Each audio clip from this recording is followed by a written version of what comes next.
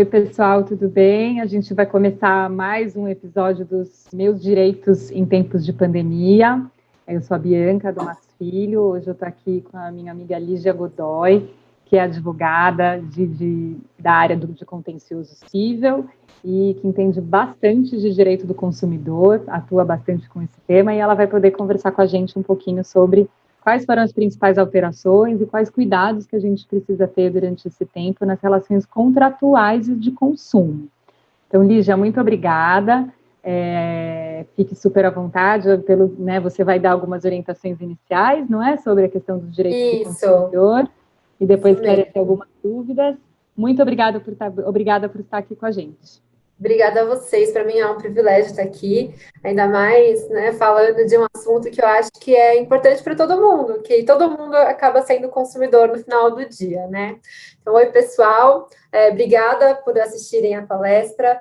Eu vim aqui falar brevemente, acho que primeiro eu vou falar um pouquinho dos direitos do consumidor como um todo, de forma geral, e depois eu entro um pouquinho na parte dos direitos do consumidor na época da pandemia, que muita relação mudou aí por conta dessa cenário extraordinário que a gente está passando. Então, primeiro de tudo, né, o que é consumidor aqui? Eu acho que é importante a gente entender o conceito para entender onde a gente pode chegar e quando que a gente tem esses direitos, né? Consumidor é toda aquela pessoa que tira um produto do mercado para utilização final do produto. Então, se eu vou lá no mercado e compro, eu tirei ele do mercado para mim, então eu sou considerada consumidor. Se eu tiro para implementar uma outra atividade que eu exerço, aí eu não considero que eu sou consumidor, eu considero que é uma relação chamada de direito civil. Vou dar um exemplo aqui para vocês entenderem. Uma academia de ginástica, se ela compra uma esteira ergométrica, ela está usando aquilo para ganhar dinheiro, para lucrar. Então, ela não tem uma relação de consumo com a pessoa que vendeu a esteira para ela. Mas se eu compro na minha casa ter uma esteira, aí eu sim sou consumidor, porque eu estou fazendo o uso final dela, não estou ganhando dinheiro em cima daquela esteira. Então, a partir do momento que eu me entendo consumidor, eu passo a ser coberto, né, protegido pelo Código de Defesa do Consumidor, que acho que vocês já devem ter ouvido falar. É um código que foi trazido, né, criado no Brasil desde 1991, estava previsto na Constituição de 88, e ele traz uma super proteção para o consumidor, porque se percebeu que as grandes empresas criavam algumas obrigações muito difíceis dos consumidores contestarem, então eles ficavam de mãos atadas, né, na frente daquelas grandes empresas, então eles precisavam de direitos que tornassem eles muito protegidos naquele ambiente de compra e venda, na relação de consumo mesmo. Então, eu até costumo dizer que não é o Código de Defesa do Fornecedor, é o Código de Defesa do Consumidor. E justamente para ele prever proteger esses direitos, ele é um código que tem muitos princípios. E por que eu falo princípio, né? Não sei se vocês já ouviram falar disso, mas como é um código, uma lei que compila ali vários artigos, é muito difícil ela prever tudo, porque vamos pensar, de 91 agora para 2020, muitas relações foram alteradas. Então, não dava para ele prever tudo. Em 91, mal existia internet no Brasil. Então, eles colocam um princípio que é como se fossem conceitos, né, que eu tenho que respeitar aquele conceito e tentar aplicar nas minhas relações, mesmo que elas se modifiquem. Então, eu tenho o princípio que pede que todas as relações sejam transparentes, que elas tenham publicidade. Eu tenho um princípio chamado de reparação integral, que é para proteger, se o consumidor ele foi lesado, ele tem que ser ressarcido, tem que ser restituído de forma integral, não pode faltar um pedaço. Então, tem vários princípios que regem. E uma questão também que é muito diferente de uma relação civil, né? Porque qual que é a diferença, Lígia, de relação civil para relação de consumidor? É o que a gente chama de responsabilidade objetiva. É um termo meio juridiquês, mas o que significa? Significa que quando um fornecedor vende um produto e ele erra, mesmo se ele não tiver culpa, ele tem o dever de reparar. Então, a culpa dele pouco importa. O que importa é reparar o dano que ele causou no consumidor. E numa relação de direito civil, as partes vão brigar se teve culpa, se não teve, se foi por querer, enfim, no consumidor não, eu já protejo aqui, presumo que mesmo sem culpa ele tem que me reparar e ele é responsabilizado por isso, tá? Eu vou falar, então, agora um pouquinho de alguns pontos que o Código de Defesa do Consumidor traz para a gente. Não quero ficar cansativa, mas então eu vou tentar ser mais objetiva aqui, trazendo alguns exemplos para vocês. A primeira coisa que eu acho que é importante a gente entender é que o que mais no nosso dia a dia acontece, né? Comprei um produto que veio quebrado. E aí tem dois tipos de situação que isso pode ensejar. Ele pode ser um produto que tem vício ou um produto que tem defeito. Nossa, mas não são sinônimos? Não. No direito do consumidor são tratados de formas distintas e eles trazem implicações aí para a gente exercer nosso direito. Vício é considerado aquilo que é um erro de quantidade, de qualidade. Então, vamos supor, eu comprei um pacote de bolacha que tinha lá 1 grama, só que, na verdade, eu paguei por 200 gramas e tinha 50. Tem um vício de informação. E defeito é quando a imprecisão do produto, ela gera algum dano à minha saúde e à minha segurança. Então, no mesmo exemplo do pacote de bolacha, se tivesse lá, não contém glúten, e tivesse glúten, uma pessoa ia comer, se ela fosse celíaca, ela poderia ter uma crise, enfim, e parar no hospital. Então, a saúde dela está exposta. Então, o defeito é mais grave do que o vício. Vício assim, comprei um celular que não está ligando. E aí, o código, ele traz algumas distinções aí para reclamar. Se é vício, que é essa situação que é menos impactante que eu mencionei, que é mais quantidade e qualidade do produto, a gente tem um prazo aí de 90 dias para reclamar junto ao fornecedor se o produto é durável e 180 dias se ele é não durável. Então, se é um carro. E tem a questão de vício oculto, que às vezes eu não percebo que tem um vício na hora, mas a partir do momento que eu verifico a existência dele, eu tenho que reclamar a partir do momento que ele surge, tá? E aí, o que o fornecedor pode fazer? Né? Ele tem algumas opções aí, e quem escolhe a opção é o consumidor, sempre o consumidor, que é abatimento no preço, a substituição do produto por outro da mesma espécie, mas que funcione, ou o desfazimento do negócio. Eu quero meu dinheiro de volta. Ok, é uma opção que o consumidor pode pedir. E defeito? Defeito, como eu falei, é um caso que viola a saúde de alguém, pode gerar um dano muito grave. Então, a empresa, ela é obrigada a fazer o reparo de forma imediata. E é aquilo que a gente vê na TV, que é o recall. Né? Então, se tem um defeito, eu tenho a obrigação de fazer recall. O que é recall? Né? Essa expressão em inglês que significa chamamento. Traz tudo aqui para mim de volta e aí eu vou reparar. Se for um produto perecível, eu jogo fora e te dou o dinheiro ou te dou outro que não esteja com problema.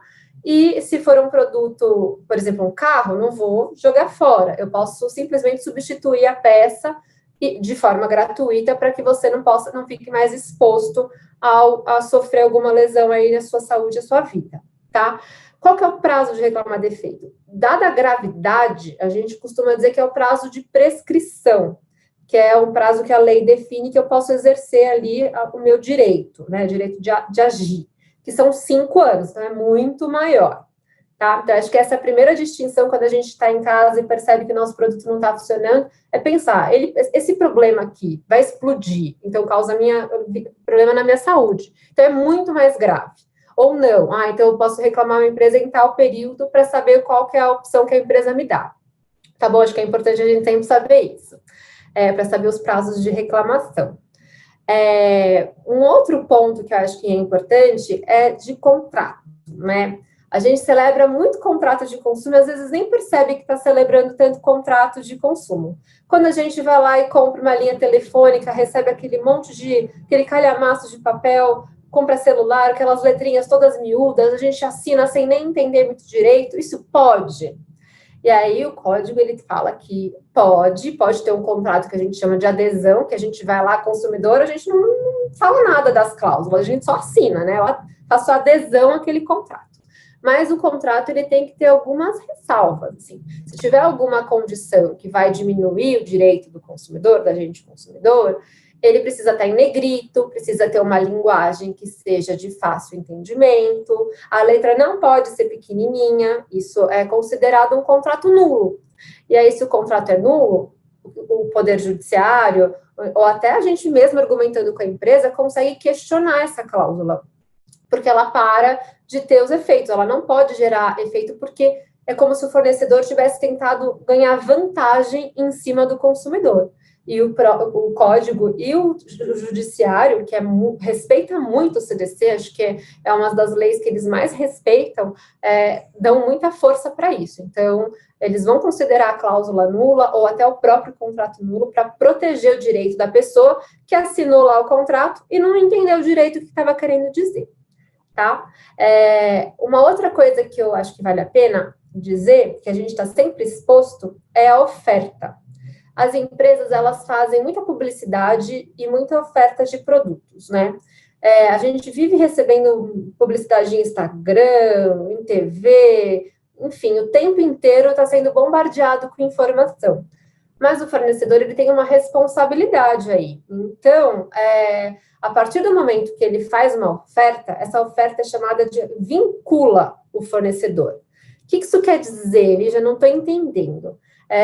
Quer dizer que, a partir do momento que o fornecedor ele oferece uma coisa no mercado, ele é obrigado a cumprir aquilo. Então, simplesmente eu mostro para ele material publicitário, falo, você me prometeu fazer tal coisa, então eu quero nessas condições. E não pode ter aquela letrinha pequena no final, que isso é também considerado abusivo. Então, a ideia é que a partir do momento que o fornecedor faz uma oferta, ele está tentando ganhar cliente. Ele não pode se beneficiar de uma má fé. Então, ele tem que cumprir aquilo que atenderia à legítima expectativa do consumidor. Então, se o consumidor acreditou que ia ser naquelas condições, ele tinha condições de acreditar lendo aquele material publicitário, ou vendo na TV e tudo mais, o fornecedor é obrigado a cumprir aquilo. Aí vocês vão falar, Lígia, aconteceu comigo... acessei um site lá e estava lá, TV 1,99. Então, ele era obrigado a cumprir essa oferta? Né? Muita gente me pergunta isso. E não, porque o código, ele protege o consumidor, mas que ele presume que tem boa fé. A partir do momento que é um erro, que a gente chama erro crasso, que é aquele que todo mundo sabe que aconteceu algum problema ali no momento da compra, aí o consumidor não é protegido. É normal aquelas coisas da televisão ser vendida por R$ 1,99, uma televisão de 50 polegadas, mas na verdade era R$ 1.999, raro ali na hora de colocar a informação no site. Não adianta sair comprando 500 televisões, porque nesse caso a empresa pode até entrar com uma ação contra o fornecedor, ou contra o consumidor, dizendo: ô consumidor, você sabia que eu não estava vendendo televisão a R$2? Então, você tem que me pagar aí uma indenização por ter agido de má fé. Então, tem que tomar cuidado. Aqui a gente sempre presume as relações em que as pessoas estejam de boa fé, ou seja, estejam com boas intenções quando vão celebrar aquele negócio, tá bom? Eu achei que valia a pena sempre trazer esse exemplo para vocês. Um outro ponto do código que vale a pena mencionar é cobrança de dívida. O código, ele também protege o consumidor nesses momentos, porque o consumidor inadimplente, ainda que ele esteja devendo, o código fala que ele não pode, em hipótese alguma, ser exposto a ridículo ou constrangimento ou alguma ameaça. Tem aquelas empresas de cobrança que ficam ligando e gera, você fica desesperado, o telefone toca, você já sabe que é a empresa, elas ficam em cima. Eles não podem te expor a essa situação de constrangimento, falar na rua, porque você está me devendo, isso é absolutamente legal e gera indenização, abalo moral para o consumidor, tá bom? Inclusive, acho que vale dizer aqui que se alguém for negativado, né, que é inscrito no Serasa e tudo mais, de forma errada, isso também dá dano moral. A jurisprudência, né, o que é jurisprudência? Jurisprudência são várias decisões judiciais nesse sentido, e aí tendem a julgar dessa forma. Então, nós que somos advogados acabamos se baseando nisso. Então o tribunal tem decidido dessa forma. Então, a gente chama de jurisprudência. E a jurisprudência, então, sempre diz que se um consumidor é negativado em uma condição que não era para ele ser, ele tem sim direito a dano moral.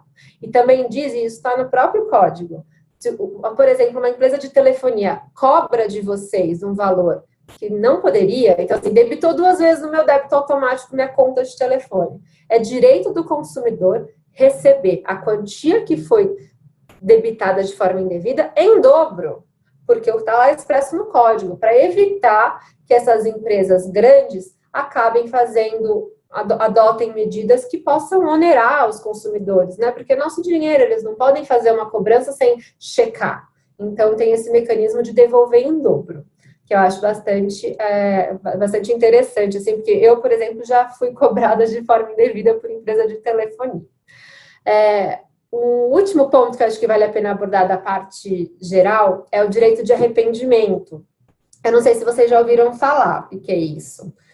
Direito de arrependimento é o direito que, assim, as relações de consumo nem sempre, ainda mais agora, né, elas nem sempre são feitas, assim, presencialmente. Eu na loja, eu no mercado, às vezes eu estou fazendo pela internet, por telefone, por WhatsApp, é muito comum, cada vez mais, né? E aí, o código, ele tentou preservar uma situação, aquela coisa de expectativa e realidade. Na foto parece lindo, aí chega na nossa casa, não é nada daquilo. E aí, né? O que a gente faz? E aí, assim, a empresa é obrigada a trocar produto? Não é. Assim, até é importante dizer isso, assim, nos shoppings, as lojas trocam, não é porque a lei obriga, as lojas trocam os produtos porque tem o que a gente chama de praxe de mercado. Convencionou trocar os produtos. E a partir do momento que uma empresa troca, ela acaba tendo que trocar porque ela criou essa expectativa de que ia trocar. Mas ela não é obrigada, só é obrigada naqueles casos de vício e defeito que eu mencionei lá atrás, né? Mas para o direito de arrependimento, é um pouco diferente, porque o consumidor, ele comprou lá, parecia incrível no site, parecia incrível na foto do celular ou no telefone, chegou na sua casa, uma embalagem, você abre e olha, não é nada daquilo, a cor não é a mesma, o produto não é o mesmo, e aí o código diz que o consumidor tem o direito de se arrepender, é por isso que é o direito de arrependimento. E arrepender significa que não tivesse feito a compra. Então, o consumidor, ele mantém o produto, né, guarda a notinha e mantém o produto com a etiqueta e tudo mais, ou na mesma situação que ele chegou, e aciona a empresa no prazo de 7 dias corridos. É muito importante cumprir esse prazo de 7 dias corridos, não são úteis. Ah, mas eu recebi no sábado. Perdeu 2 dias então, toma mais cuidado. Entre em contato com a empresa e fala que você quer exercer o direito de arrependimento porque você se frustrou, se decepcionou com a compra que você fez. E a empresa, ela não pode nem questionar, porque como está no código, ela é obrigada a falar, então tá bom, eu te devolvo o seu dinheiro e você me devolve o produto, e ela tem que fazer isso de forma gratuita. Então, normalmente ela te manda um código que a gente chama de logística reversa, porque é o jeito que a empresa vai fazer para trazer de volta o produto e te devolver o dinheiro.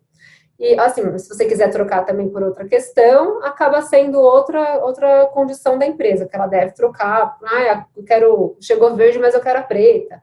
Enfim, mas aí não seria arrependimento. O arrependimento, vocês sempre têm esse direito de exercer por compra não presencial.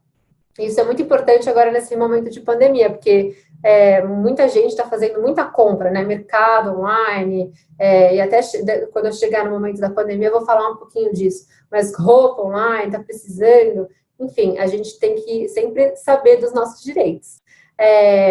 O que eu acho que vale a pena, até antes de eu passar para a parte de pandemia, é sugerir para vocês, assim, o Código de Defesa do Consumidor, ele é muito curtinho, embora ele seja tão importante, mas justamente por causa daquela natureza principiológica que eu falei, não tinha muito mais o que ele falar, né? Então, assim, são 100 e poucos artigos, mas eles são bem didáticos e todas as lojas são obrigadas a ter uma versão do Código de Defesa do Consumidor, porque é para todo mundo ter ciência dos direitos. E nada melhor do que saber se defender conhecendo os direitos, né? Então, sempre acho que vale a pena sugerir para vocês darem uma procurada no inteiro teor do CDC, que a gente chama, para conhecer um pouquinho melhor dos direitos. Talvez daí tudo isso que eu esteja falando faça um pouquinho mais de sentido lendo lá os artigos. Perfeito. Perfeito, Lígia, muito obrigada. Nossa, uma aula. Acho muito bom. Tenho certeza que muita gente acabou pensando em situações que passou, né, e que poderia ter exercido seus direitos de consumidor. Então, agora a gente passando para a pandemia, tá? vamos pensar em algumas situações. A gente viu, por exemplo, uma coisa que aconteceu muito no início, até foram algumas situações de preços abusivos, né? Eu lembro até a época que se dizia que o pote do álcool gel estava custando R$ 50, R$ 60, Pois é. né? Pode isso? E se isso se encontra, como que uma pessoa pode fazer? Tá bom. O que a pessoa pode fazer, acho que é o que ela pode fazer em qualquer situação. Mas assim, vou começando respondendo a primeira pergunta. Não, não pode, tá? Preço abusivo é considerado assim, um crime contra a economia popular. Tem até um tipo que a gente chama de tipo penal. Então, não pode. Mas assim, o que é considerado um preço abusivo? Porque às vezes, para determinada pessoa, o valor pode ser abusivo e para outra determinada pessoa, não, né? Depende da condição de cada uma. A jurisprudência, né, o tribunal, ele não fala um percentual de aumento que seria considerado abusivo. Não existe isso. É um pouquinho caso a caso. O que a gente precisa pensar para entender se um produto teve um aumento abusivo ou não? A gente tem que pensar nele ao longo dos meses. Então, vamos pensar agora no momento da pandemia. Se eu olhar essa empresa, pegar todas as notas fiscais da empresa nos últimos meses, eu tenho que comparar qual que foi o aumento e se no momento da pandemia esse aumento subiu de forma injustificada. Se ele subiu de forma injustificada, ele é sim considerado um aumento abusivo. Do preço do álcool gel, dos produtos essenciais. Teve uma questão muito grande aqui em São Paulo que foi relacionada ao gás de cozinha. Porque alguns lugares começaram a aumentar, teve um problema na refinaria, muita gente começou a ficar desabastecido, e aí começou até o Procon São Paulo falou, o gás não pode cobrar acima de 70. E, na verdade, o Procon também não está certo, porque se em janeiro eu cobrava 80, cobrar 70 agora vai quebrar a empresa, né? Não significa que foi abusivo. Só as empresas que cobravam 50 e cobraram 80, aí elas estão praticando uma ilegalidade. Então, é sempre comparativo, né? Se vocês vão no mercado comprar os itens, sobretudo os itens de cesta básica, que a gente percebe que, de fato, tem muito mercado que aumenta esse valor, vale a pena assim, eu tenho a nota fiscal das minhas duas últimas compras, então o arroz custava tanto, agora está custando tanto, eu realmente vejo um degrau aí, se eu vir, eu tenho um aumento abusivo, e aí eu posso sim procurar os meus direitos. Lígia, mas o que é procurar os direitos, né? Eu até ia falar no final, mas eu acho que vale a pena já trazer agora para vocês terem algum mecanismo, assim, para a gente já ir pensando junto. Existem vários jeitos da gente buscar os nossos direitos. Existem os sites, que a gente costuma dizer, que é o site do Procon, ou o site ou o telefone do Procon, que eles processam essa reclamação, mas elas não te dão muito dinheiro, ela vai servir para investigar a empresa. Vai lá, vai atrás, vai ao fiscal na empresa, pode multar essa empresa, pode fazer essa empresa parar de fazer essa ilegalidade, reduzir os preços. E, às vezes, a grande parte das vezes, a empresa que está fazendo abuso, ela cede, porque as multas são muito altas, são milionárias. Então, não vale a pena, né? Então, eu posso reclamar no Procon, num órgão que chama Senacom, que é Senacom, Lígia? É como se fosse o Procon, só que ele fica em âmbito federal, fica lá em Brasília. É a sigla de Secretaria Nacional da Defesa do Consumidor. Tem até uma plataforma lá que eu consigo acessar, e até eles recomendam acessar, que chama consumidor.gov. Os consumidores reclamam nessa plataforma, é só jogar no Google consumidor.gov, e você consegue reclamar contra a empresa. Então, eu vou lá e falo, a empresa tal, a grande parte das empresas estão cadastradas lá, e elas recebem essa reclamação, e como se fosse o governo olhando a empresa falando com o consumidor. Então, tende a ter um bom resultado. Melhores resultados, por exemplo, do que Reclame Aqui, que é uma plataforma privada, não tem vínculo com o governo, né? Embora eu acho que é importante, é uma plataforma que eu já reclamei, porque eu acho que tem um poder de forçar a empresa, dar um medo na empresa, porque o negócio se torna público, tem uma nota lá, e hoje em dia algumas autoridades, assim, Ministério Público, até Procon, olham lá a nota da empresa no Reclame Aqui, como um índice para saber se ela é uma boa empresa ou não. Então, as empresas ficam com medo desse tipo de reclamação. E podem também falar, Lígia, mas é que eu me sinto lesada, eu paguei dinheiro, né, a mais nos últimos meses, eu quero isso de volta, eu sinto que era um item essencial para mim e me lesou, assim, eu tive um dano material e até um dano moral. O que eu faço?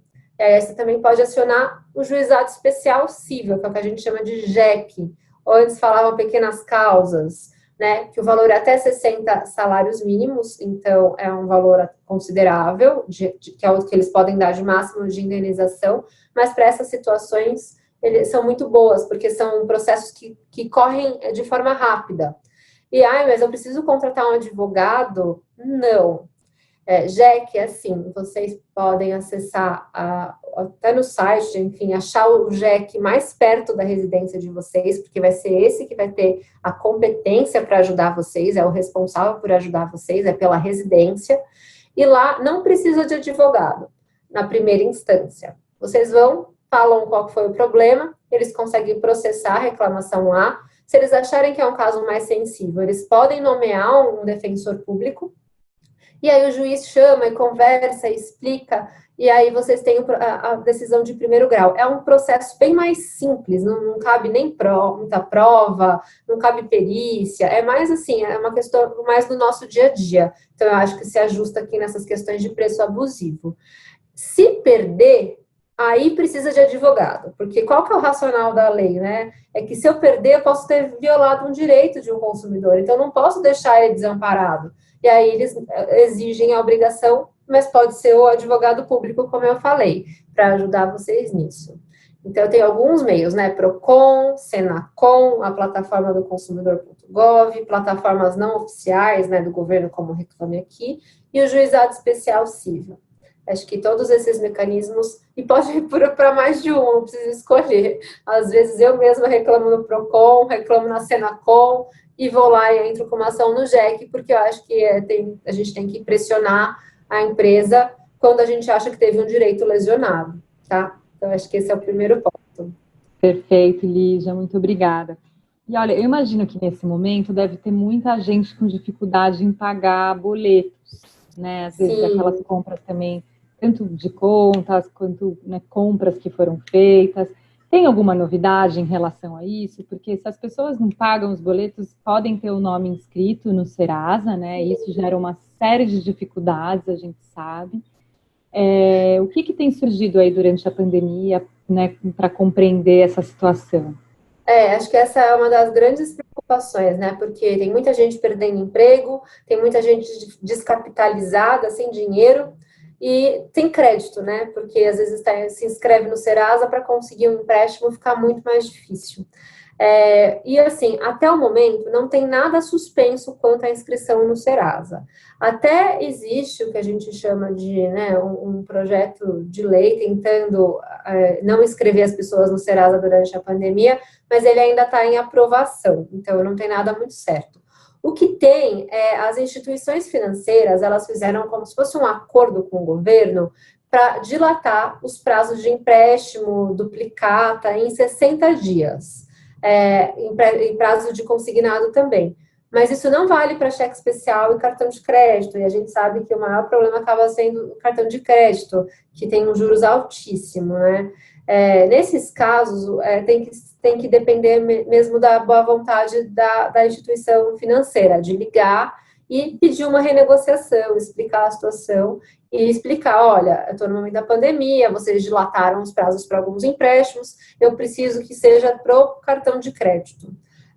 Para o cartão de crédito, tem até uma situação que a gente chama de superendividamento, que recentemente, não faz muito tempo, veio uma alteração no Código de Defesa do Consumidor para proibir as instituições financeiras de criarem aquelas coisas que permitem que o consumidor fique superendividado. Então, aquela coisa do rotativo, entra no rotativo um mês, depois, e aí vira uma bola de neve. A pessoa tinha uma fatura de R$500, de repente tem uma fatura de 5 mil reais, assim, e nem sabe por quê, está pagando só juros sobre juros. Então, o banco ele tem algumas limitações hoje em dia para o crédito rotativo. Ele já não pode mais ficar postergando, ele pode oferecer um parcelamento da fatura, alguma medida que tente casar com a condição financeira de cada um, né? Mas é importante dizer que a linha daquela coisa que eu já mencionei da oferta, se a instituição financeira, se ela está oferecendo para alguma parte do público dela postergação de pagamento, ela é obrigada a manter isso e manter de forma uniforme. Ela não pode fazer distinção entre os consumidores.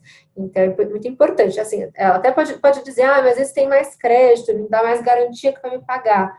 Mas aqui não vale. Nesse momento de pandemia, a partir do momento que eu dilato um prazo para um consumidor, eu tenho que dar esse mesmo benefício para outros consumidores. Senão eu onero quem mais precisa, né? Eu prejudico quem mais precisa.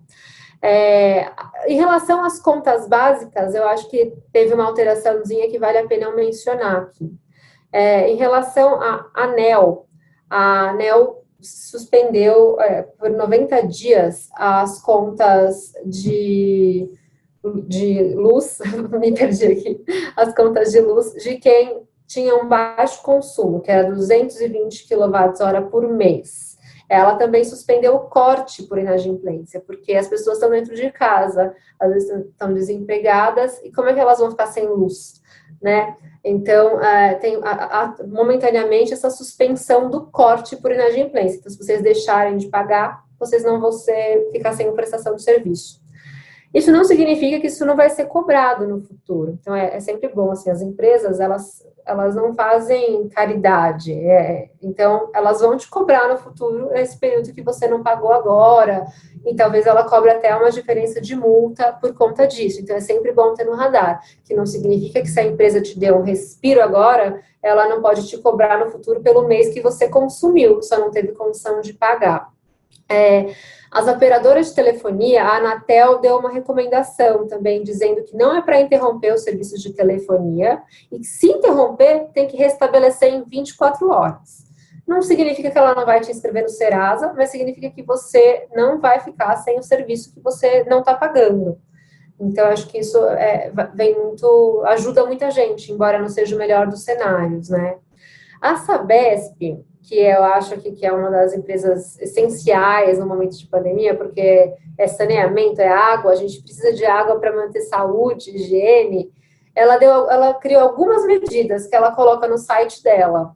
E uma delas é não cobrar a conta de quem tem residência, que ela tem uma classificação lá, que ou fica em área de periferia e favela, e aí eles não estão cobrando. No estado de São Paulo, acho que são mais de 2 milhões de pessoas que não vão pagar por esse período de água. E aí é não pagar mesmo, ou seja, vocês não vão ser cobrados. Então, acho que isso é bem relevante. Vocês podem acessar o site da Sabesp e entender se vocês estão podem não pagar ou não e tudo mais. Acho que é por 4 meses que eles falaram. Acaba agora em julho. Acho que é abril, maio, junho e julho. São 4 meses que ela deu esse respiro para as pessoas em relação à conta de água, as pessoas de baixa renda.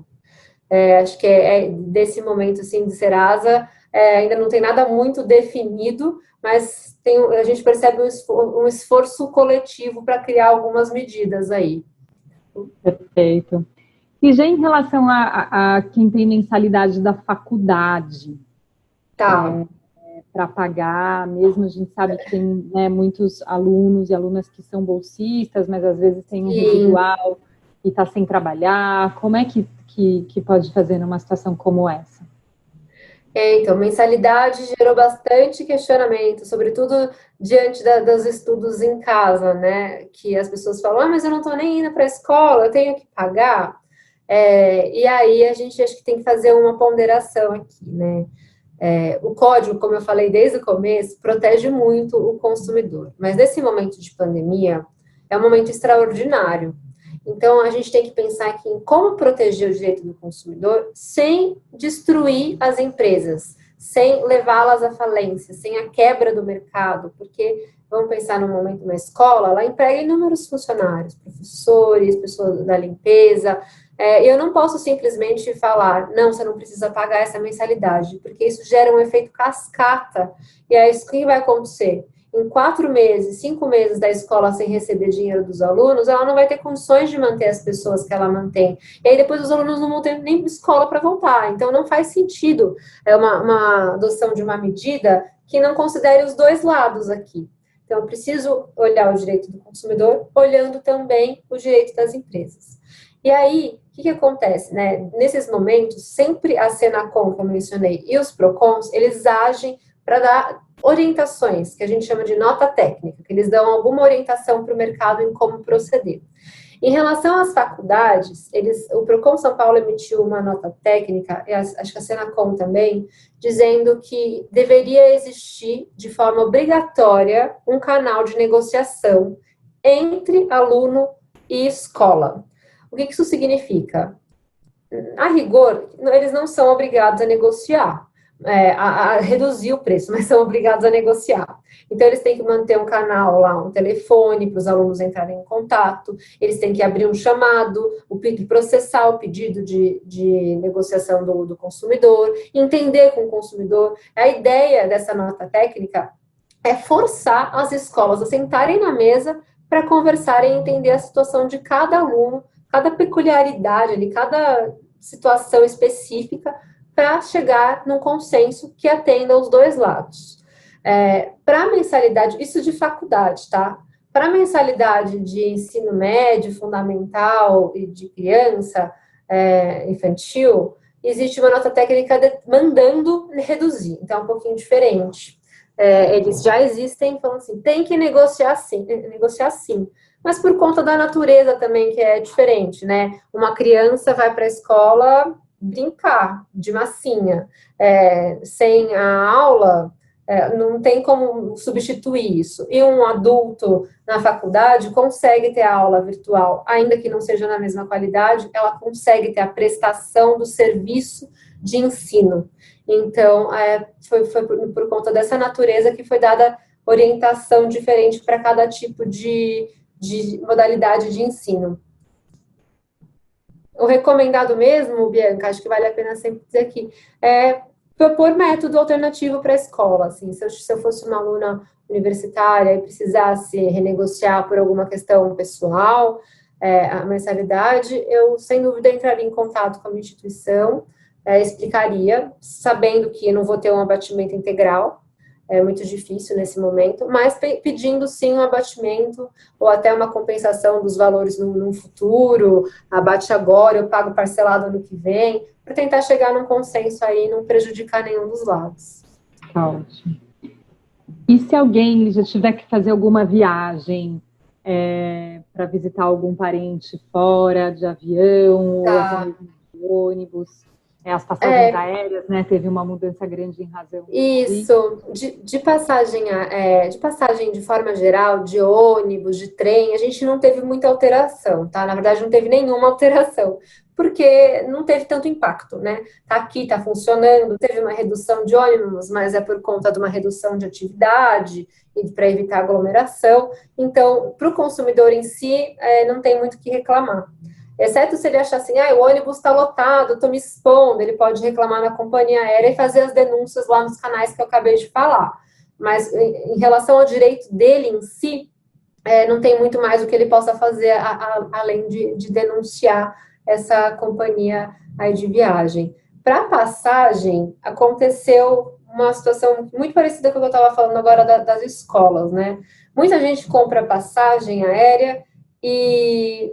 Enfim, uma compra online, né? Eu vou viajar daqui a uns meses. E se eu pedisse, como não tá ninguém mais viajando, ninguém mais está tirando férias, por enquanto, infelizmente, não tem como eu pedir meu dinheiro de volta, porque se todo mundo que comprou as passagens, né, até hoje, pedem o dinheiro de volta, a gente quebra, leva às falências as companhias aéreas. E um país não dá para viver sem companhia aérea, ele é importante, ele faz parte, né, de toda a nossa organização enquanto país. E aí o governo, né, junto com o presidente, eles deram uma determinação que a pessoa pode remarcar essa passagem em até 12 meses, após o final do período da pandemia, sem custos. Se ela quiser o dinheiro de volta, aí ela vai pagar a taxa de multa, juros, e talvez não valha a pena. A taxa de cancelamento, talvez não valha a pena. Então, e elas não vai receber agora o dinheiro, ela só vai receber daqui a 12 meses também. Então, o governo que deu essa determinação. Olha, se você quiser remarcar, em 12 meses você remarca após o fim da pandemia, sem nenhum custo e viaja do jeito que você iria já viajar.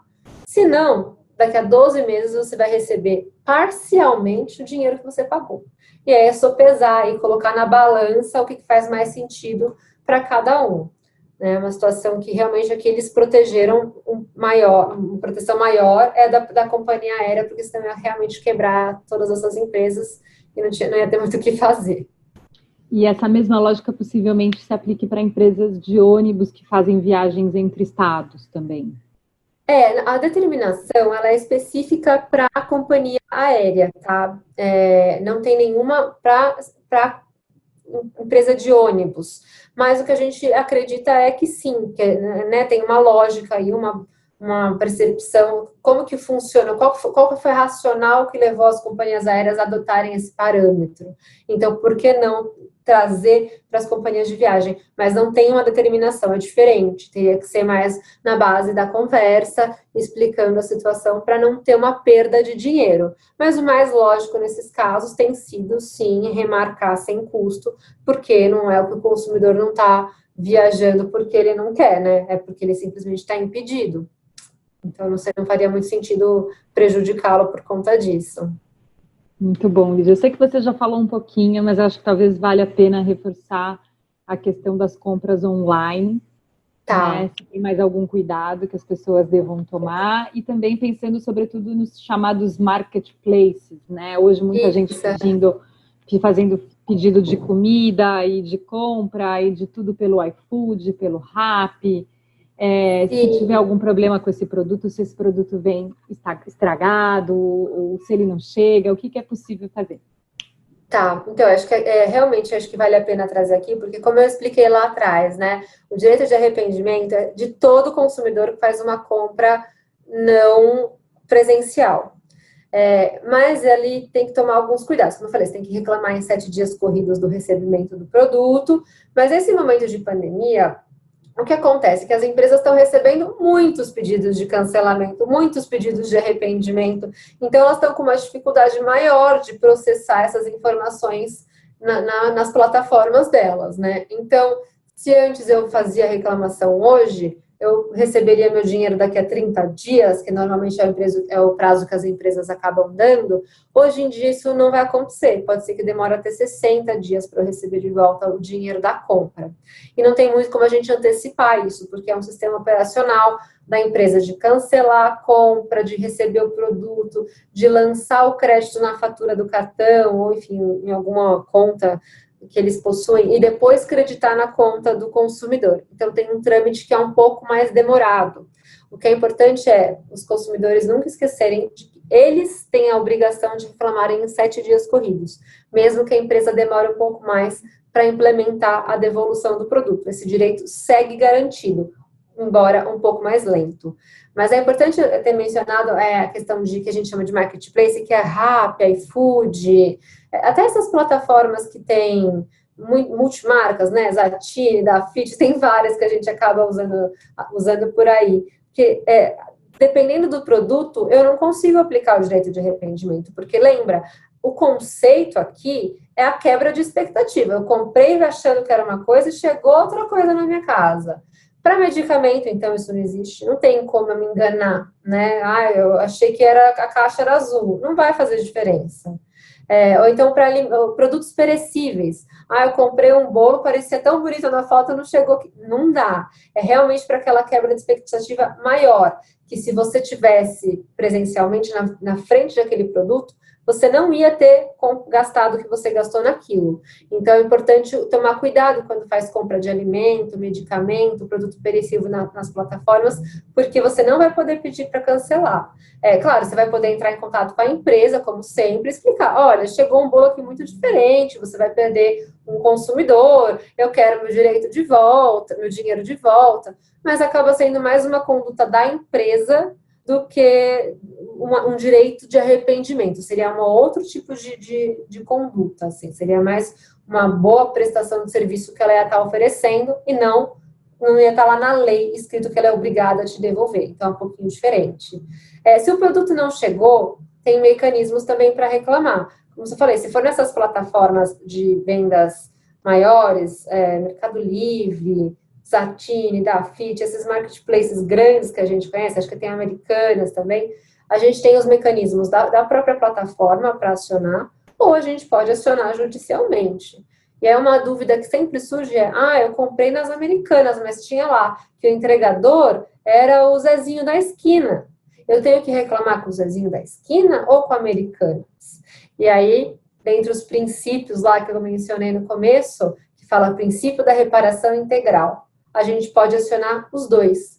Porque hoje em dia o STJ entende que a partir do momento que a plataforma, né, assim, vamos dizer, o ambiente virtual criou o ambiente para que aquele vendedor vendesse o produto ali, ele passa a ser responsável também. Então, eu gero uma responsabilidade solidária entre os entes que integraram aquela cadeia ali de fornecimento. Então, a gente acaba demandando judicialmente a plataforma, o vendedor e todo mundo para tentar fazer valer o direito.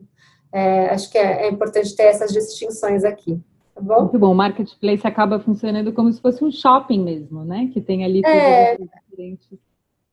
Sim, a gente acaba pensando assim, como se fosse um shopping virtual, né?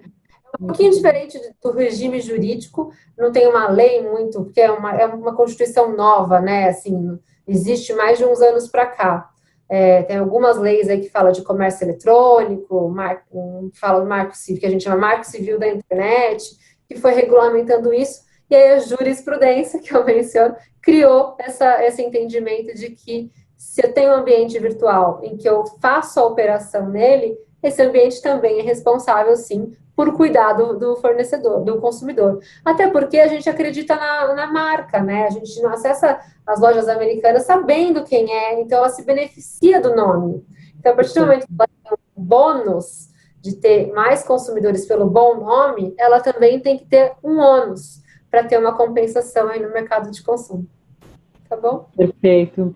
Lígia, muitíssimo obrigada. Não sei se tem algum ponto a mais que você queira deixar para os proanos e para as proanas. Foi uma aula. Quem me dera. Estou aqui à disposição. Acho que eu gosto muito, sou uma apaixonada pelo tema. Eu sempre vou repetir aqui, acho que todo mundo devia conhecer um pouquinho melhor seus direitos, porque todo mundo é consumidor, em maior ou menor medida.